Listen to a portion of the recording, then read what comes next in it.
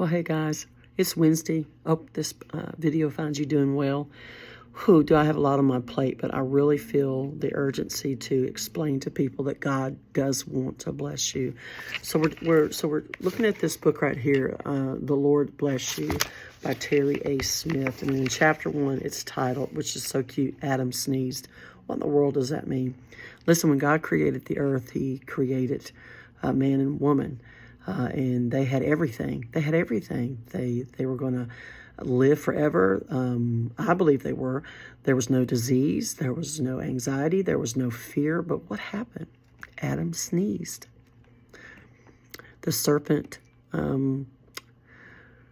a hold of Eve and used the word of God against her. And what did she do? She took from the tree that she was told not to take from, and she ate the fruit. And then what did she do after that? She gave it to her husband.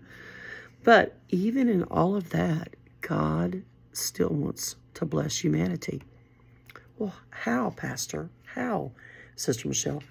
God, at that moment when sin entered the world, already had a plan in motion for redemption. And his name was Jesus Christ.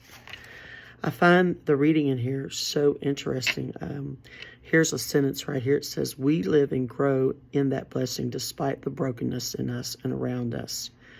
In the letter to the Romans in the New Testament, Paul said this, for if by the trespasses of one man, Adam, death reigned throughout one man, how much more will those who receive God's abundant provision of grace and the gifts of righteousness reign in life through the one man, Jesus Christ.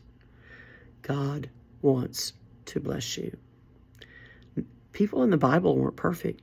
People in the Bible made mistakes. Look at Abraham, the one that could count his offspring by the stars in heaven, the promises that God put on his life. But he still messed up. He still made mistakes, but God continued to bless him. Look at, let's see, who else can we look at? We can look at Isaac. Guess what? Isaac, was blessed by the Lord and he moved forward. He had a son named Jacob. Was so intense to continue the line of blessing that he had an encounter with God and prayed for God's blessing. God wants to bless us. He blessed Adam and Eve. He blessed Noah. He blessed, countless people in the Bible. God is a God of great love for us. Great, great love for us. And he wants to bless us. We talk ourselves out of those blessings. We talk ourselves out of it. What we need to do is see ourselves the way God sees us. He sent his son, Jesus Christ, to die for us. That in itself is the greatest blessing of all. So just because Adam sneezed and sin entered the world does not mean that God stopped blessing people. He continued to bless them.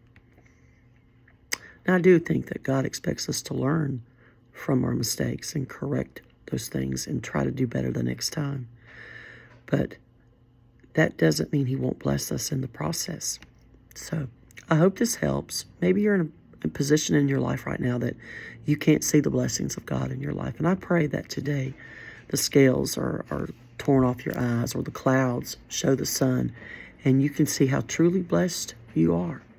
We can always find something to be thankful for. We can always find the blessings of God in our life. Have a great day. Until the next time. Peace.